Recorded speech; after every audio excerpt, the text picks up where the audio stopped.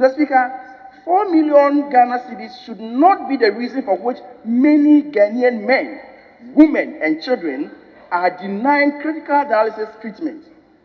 Whatever financial bottlenecks are warranting the continuous closure of the dialysis center should not be countenanced by government, neither this House. Mr. Speaker, other government hospitals continue to provide dialysis services at the old rate of 380 Ghana cedis, with some even offering the same services at lower fee of 350 Ghana cedis. This glaring inconsistency raises serious concerns about the commitment of the government to resolving this issue. If indeed Korle Bu teaching hospitals pay duties for dialysis medical consumables and the government is unwilling to reimburse these costs, the situation demands immediate clarification and resolution. Mr. Speaker, although government hospitals enjoy tax waivers on the import of dialysis medical consumables, private hospitals and clinics offering dialysis do not enjoy the same tax regimes. Patients seeking dialysis service out of Korle Bu are therefore confronted with high prices, some 2 or 3 times fees they have to pay for dialysis at Korle Bu teaching hospitals. The Minister for Health, in a meeting with a section of minority MPs on the 13th of October, assured that plans were far in advance to have the center reopened soon. Unfortunately, this soon seems to last longer than anticipated. The Minister understands that immediate action is required to alleviate the sufferings and financial strains on dialysis patients. However, constraints to reopen the center may be coming from other avenues requiring the attention of this House. The reopening of the outpatient department cannot continue to remain in abeyance. Mr. Speaker, even more distressing is the statement from the renal patient association to the effect that since the closure of outpatient department of the renal unit in May this year, more than 19 outpatients have died. The tragic loss of life emphasizes the urgency of the matter and the necessity for immediate intervention, Mr. Speaker. It is imperative that the renal unit outpatient department is promptly reopened and the approved 380 Ghana cedis fee charge is reinstated. Mr. Speaker, I therefore call on this House, with your guidance, to call the Minister responsible for health to come to this House and clarify why the outpatient department of renal unit of Korle Bu teaching hospital remains closed and what measures have been instituted to ensure that the facility is reopened as soon as possible. Mr. Speaker, I plead with this House to rally behind me in calling on government to consider absorbing the full cost of dialysis for Ghanaian patients, or at the very least, absorb whatever the difference beyond the 380 Ghana cedis. This will help alleviate the financial strain on patients and ensure timely access to life-saving dialysis treatment. Mr. Speaker, the Minister of Health and the hospital administration must, as a matter of priority, address this situation. The denial of essential healthcare services is a severe violation of patients' rights and a breach of public trust. We implore the government to work diligently with the hospital to rectify this situation and uphold its commitment to providing accessible and affordable healthcare service to all citizens. The paramount objective must be the prompt reopening of the renal unit outpatient department and the provision of essential subsidies to ensure that healthcare services are accessible and affordable for all citizens. Mr. Speaker, I pray that this House will, as a matter of urgency, demand a swift, transparent, and equitable resolution to this issue that offers relief to the patients who have endured this ordeal and renewed faith in our healthcare institutions.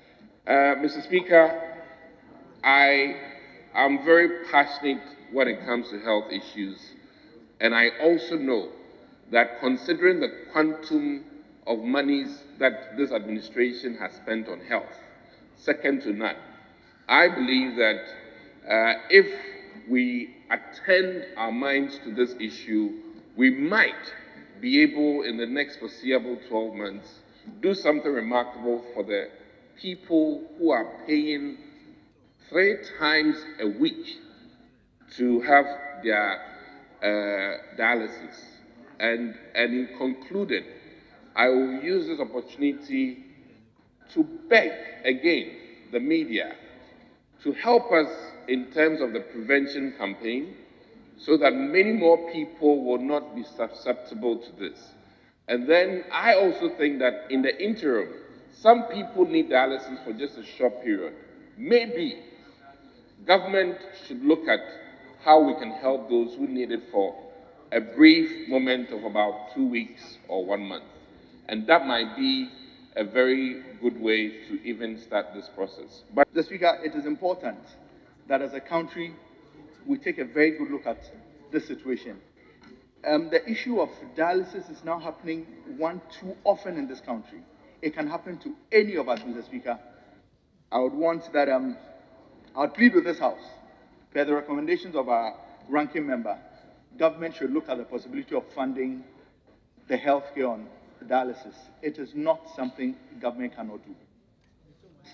Some of the reasons being assigned for the closure of the OPD services in Korle Bu is due to an outstanding payment of 4 million Ghana cedis. Mr. Speaker, 4 million Ghana cedis should not be the reason why we would not open up the renal unit in Korle Bu.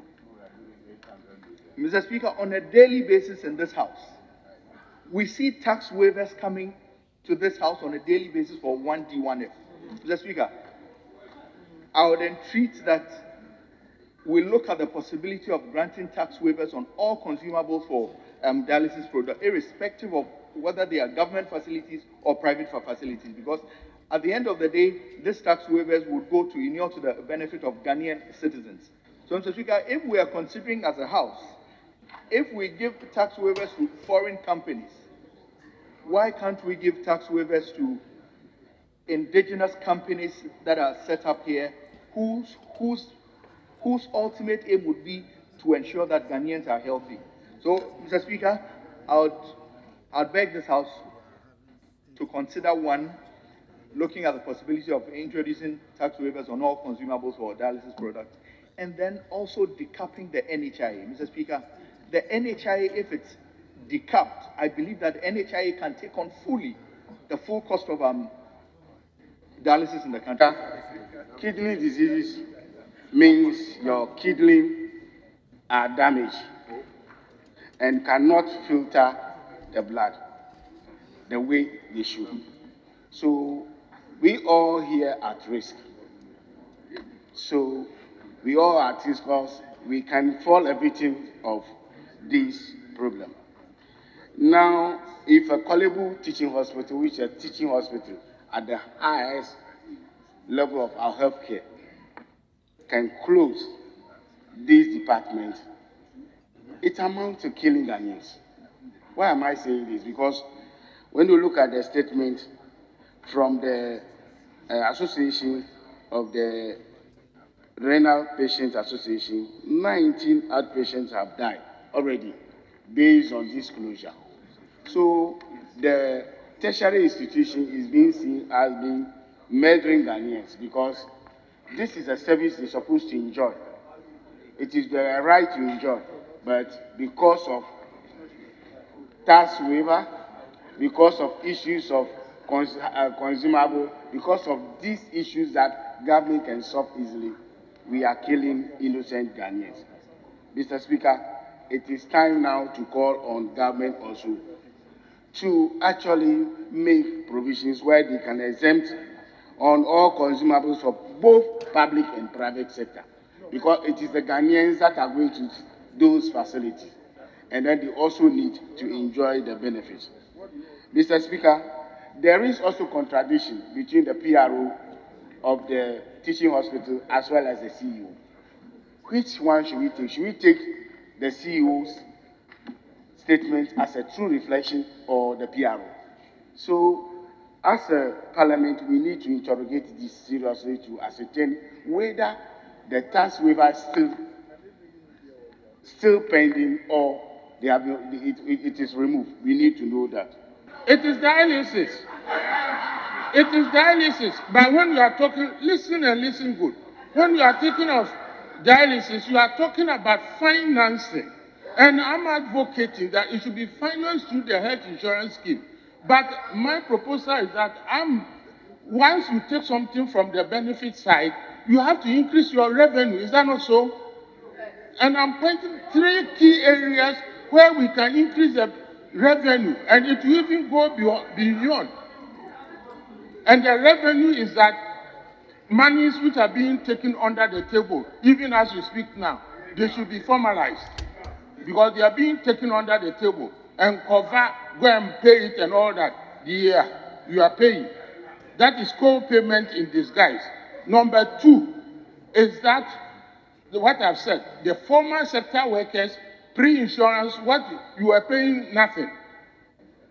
After insurance, your 17.5%, what goes to the SNIT board and the SNIT entity is 15.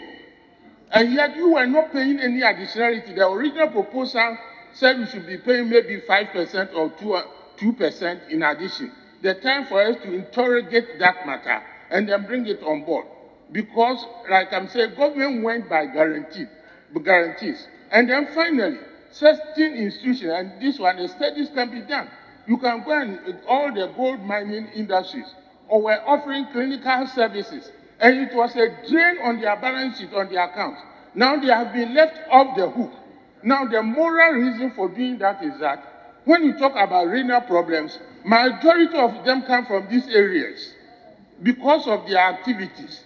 Organ failures, if you do the public health accounting, you will see that majority comes from these enclave industries. And so those industries who were running hospitals before, you can actually get the amount they spent on their personnel in terms of finance for their hospitals, and then post-health insurance, those who have closed down their hospitals, and in some sense, we say that they are benefiting. That money, we should negotiate with them so that we can use it to support causes such as this, particularly when those industries, we can say that that is where chronic renal failure and things are emanating from. Thank you very much for the opportunity. Mr. Speaker, I speak from a very personal experience. I mean, somebody whose father died of kidney and brother has died of kidney. Let me I say that it is critical for all of us to make sure that annually we undertake annual kidney function test. It's men. And the point that was made here about renal care is also very important. We must make sure that that is an area that we address. And one of the real causes of this problem has to do with uncontrolled, unregulated sale of traditional medicines and concoctions that, quite frankly, are killing so many Ghanaians and leading us to all these renal challenges. I think the FDA must do more in this area when it comes to traditional medicine. Mr. Speaker, even today in the 21st century, 2023, you take a transport and you see all sorts of concoctions being sold. And it is a very important matter that must be addressed. The point was made about the burden on government. It is true. And we on the political device must accept. How is it that corporate Ghana, especially big businesses, focus all their support on entertainment? Can we really get them to basically do more in the healthcare sector, which is really critical? Yes, they must support the entertainment industry, for example, especially the communication sector, the telcos. But how much money do they contribute to the health sector where it is so critical? We probably wouldn't be talking about an increase from 380 Ghana cedi to almost 800 cedi if indeed there were resources. But that is very important. This issue also brings to the fore the issue of bureaucracy, especially when it comes to bringing items to the port and trying to clear it, items that are obviously going to save lives. I'm sure members of parliament here have horror stories to tell about trying to build medical equipment to a hospital and the nightmare of trying to clear it from the port, when it's obvious that it is intended to save lives.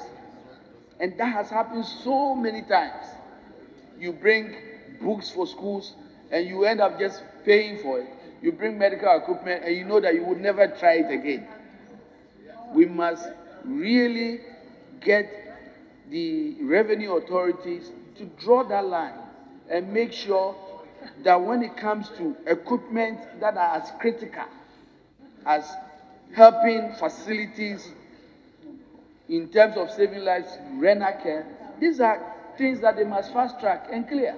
I'm sure those are the root causes. But the direct issue of how we got here, I think the authorities at Korle Bu should have drawn the balance. Let me say that whilst the contribution was ongoing, I've done some checks. And I can confirm that I think about an hour ago, the ministry had engaged the media. One, because the minister has given directives that the center should be open forthwith, immediately. The Korle Bu renal unit should be open immediately. And there are some other actions that have been taken. That is why I'm emphasizing the call. And Speaker, we need you to bless this call that the minister should be programmed to come and make this statement formally on the floor of Parliament. He can't sit in his ministry and engage the media and make this statement. He must come to the representative of the people and make this statement formally in the House. So that engagement has gone on. Directives has been given to Korle Bu that the center should be open immediately. Korle Bu is going to issue a statement, we are told, today. Again, Korle Bu has been charged to revert to the old fees or the old charge that is being charged. And so that is something that we need to recognize as we move forward. Is to appear before us on Thursday, 9th of November 2023, to come and brief us on the closure of the renal unit outpatient department and the upsurge of kidney-related problems in Ghana. I mean, the minister should come and tell us something. Almost everywhere, people are talking about the kidney-related problems. You should come and tell us if the NHIS issue can also be captured in relating to kidney-related issues. I mean, you should come and tell us and to the extent the whole nation. So that is my directives.